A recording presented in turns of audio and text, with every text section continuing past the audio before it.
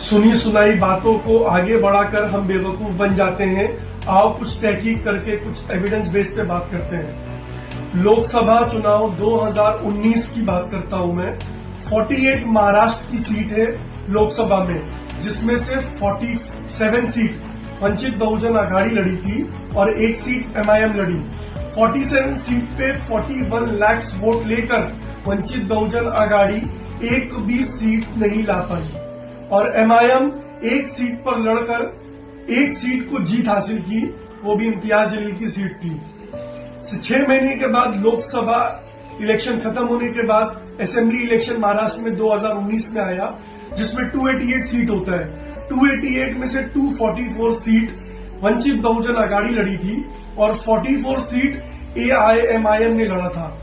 44 seat पे MIM ने 2 seat पर जीत हासिल की थी और 244 सीट में से वंचित बहुजन आघाड़ी ने एक भी सीट पर जीत हासिल नहीं की थी और 25 लाख वोट पूरे महाराष्ट्र में ली।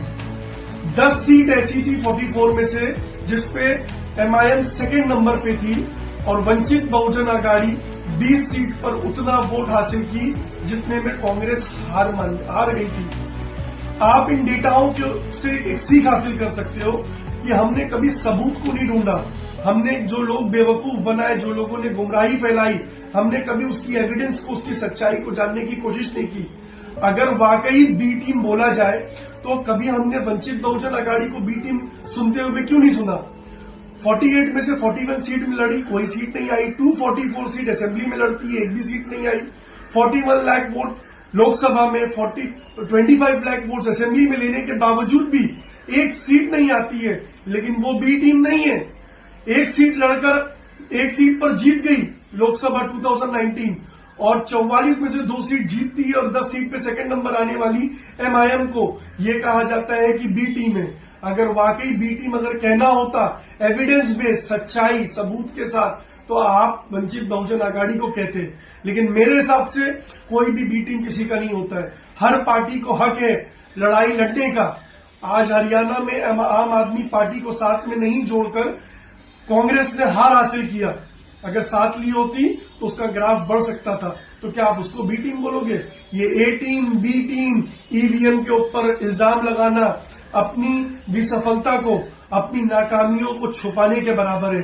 तो आप लोग इन चीजों को और इन बेवकूफ बनाने की चीजों को छोड़ दीजिए, सबूत के ऊपर ध्यान दीजिए। किसी पार्टी के किसी लोगों ने, और ये सब गलत बात, ये गलत बयानी कौन फैलाता है, आपको ये जानना चाहिए किसके मुंह से ये बात आपको सुननी मिल रही है। ये सब बातें वही लोग कहते हैं जो दूसरी पार्टी में जुड़े हुए हैं। उनको अपनी पार्टी के साथ जुड़े रहना है और वो अपने आप को कवर और प्रोटेक्शन देने के लिए आपको मिसगाइड करते हैं। तो आपको अलर्ट रहना है कि आपको कह कौन रहा है और क्या कह रहा है, उसकी बातों में क्या सबूत है। उन चीजों को जानो, पहचानो, पूछो कि आपने जो बात बोला है इसके ऊपर क्या एविडेंस है। अगर आप ऐसी गुमराही में लोगों के लॉलीपॉप के ऊपर गुमराह होते रहेंगे, कभी जिंदगी में इक्तदार और इख्तियार दोनों नहीं आएगा।